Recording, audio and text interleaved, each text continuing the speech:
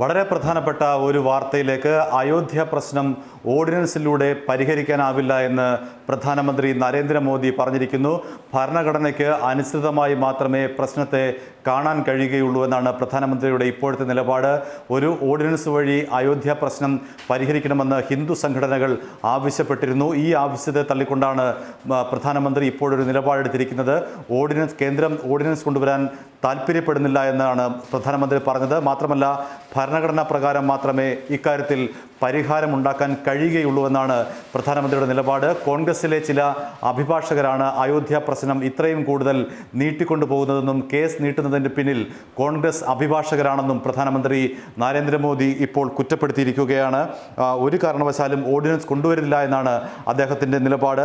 അയോധ്യ കേസിൽ സുപ്രീം കോടതി ജനുവരി 4-ന് വാദം കേൾക്കാനിരിക്കെയാണ് പ്രധാനമന്ത്രിയുടെ ഈ ഒരു നിർണായക തീരുമാനം എന്നുള്ളതാണ് ഏറ്റവും പ്രധാനപ്പെട്ട വസ്തുത. കേസ് ഉടൻ പരിഗണിക്കണമെന്ന ഉത്തർപ്രദേശ് സർക്കാരിൻ്റെ ആവശ്യം ഒക്ടോബറിൽ സുപ്രീം കോടതി തള്ളിയിരുന്നു. 100 വർഷത്തോളം പഴക്കമുള്ള തർക്ക വിഷയം പെട്ടെന്ന് പരിഗണിക്കണമെന്നായിരുന്നു UP സർക്കാരിൻ്റെ വാദം. ഈ വാദമാണ് സുപ്രീം കോടതി തള്ളിയത്. മാത്രമല്ല, നിരവധി ഹിന്ദു സംഘടനകൾ കേന്ദ്ര സർക്കാരിനെ തള്ളിക്കൊണ്ട് രംഗത്ത് വന്നിരുന്നു. കേന്ദ്ര സർക്കാരിൻ്റെ നിലപാട്, അയോധ്യ കേസിലെ നിലപാടിനെ തള്ളിക്കൊണ്ട് ശിവസേന അടക്കമുള്ള സംഘടനകൾ രംഗത്ത് വന്നിരുന്നു. ഇവരെയൊക്കെ മറികടന്നുകൊണ്ടാണ്, അല്ലെങ്കിൽ ഇവർക്കൊരു മറുപടി എന്ന നിലയിലാണ് ഇപ്പോൾ പ്രധാനമന്ത്രിയുടെ ഈ ഒരു നിലപാട് പ്രഖ്യാപിച്ചിരിക്കുന്നത്.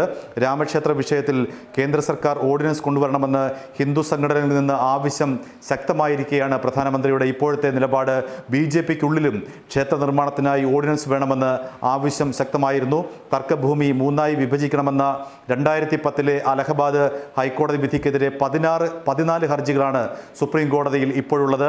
സുന്നി വഖഫ് ബോർഡ്, നിർമോഹി അഖാഡ, റാംലല്ല എന്നിവയ്ക്കായി ഭൂമി 3ആയി തിരിക്കണമെന്നായിരുന്നു കോടതി വിധി. Chief justice Ranjan Gogoi, justice SK Kaul എന്നിവർ കേസിൽ വാദം കേൾക്കാനായി 3-അംഗ ബെഞ്ചിനെ നിയോഗിക്കാനാണ് സാധ്യത. പെട്ടെന്ന് വിധി വരാനായി തർക്കഭൂമി കേസിലെ വാദം ഓരോ ദിവസവും തുടർച്ചയായി കേൾക്കണമെന്ന് കേന്ദ്രമന്ത്രി പ്രകാശ് ജാവ്ദേക്കർ കഴിഞ്ഞ ദിവസം പ്രതികരിച്ചിരുന്നു. അയോധ്യ കേസിൽ സുപ്രീം കോടതി വിധി തന്നെയാണ് പ്രാധാന്യമുള്ളത്. അതിനപ്പുറത്തേക്ക് മറ്റാരുടെയും സമ്മർദ്ദമോ ശുപാർശയോ ഒന്നും അയോധ്യ കേസിൽ പരിഗണിക്കാനാവില്ല എന്നാണ് പ്രധാനമന്ത്രി നരേന്ദ്രമോദി പറഞ്ഞത്. ഏതായാലും ഇക്കാര്യത്തിൽ നരേന്ദ്രമോദിക്ക് മേലുള്ള സമ്മർദ്ദങ്ങളെല്ലാം ഇപ്പോൾ അദ്ദേഹം ഒഴിവാക്കി. ഏറെ നാളായി അദ്ദേഹം മൗനത്തിലായിരുന്നു.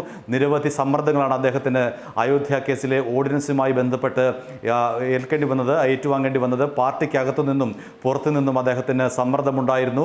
എത്രയും വേഗം ഓർഡിനൻസിലൂടെ അയോധ്യയിൽ രാമക്ഷേത്രം നിർമ്മിക്കാനുള്ള നടപടികൾ ആരംഭിക്കണമെന്നായിരുന്നു ഈ സമ്മർദ്ദം.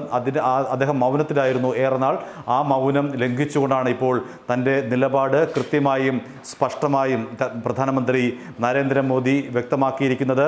സുപ്രീം കോടതി വിധി, ഭരണഘടനാപരമായ നടപടികൾ ഇവയനുസരിച്ച് മാത്രമേ അയോധ്യ പ്രശ്നം പരിഹരിക്കാൻ കഴിയുകയുള്ളൂ. അതിന് അപ്പുറത്തേക്കുള്ള ഒരു സാധ്യതയും സർക്കാർ കാണുന്നില്ല. ഓർഡിനൻസ് എന്നൊക്കെ പറയുന്നത് ചില സംഘടനകളുടെയൊക്കെ ആവശ്യമാകാം. അങ്ങനെ നിരവധി പേർക്ക് നിരവധി അഭിപ്രായങ്ങളുണ്ടാവാം. അതൊന്നും ജനാധിപത്യപരമായി തിരഞ്ഞെടുക്കപ്പെട്ട ഒരു സർക്കാരിന് അത്തരം കാര്യങ്ങളൊന്നും കേൾക്കാം എന്നതിനപ്പുറത്തേക്ക് നടപ്പിലാക്കാൻ കഴിയില്ല.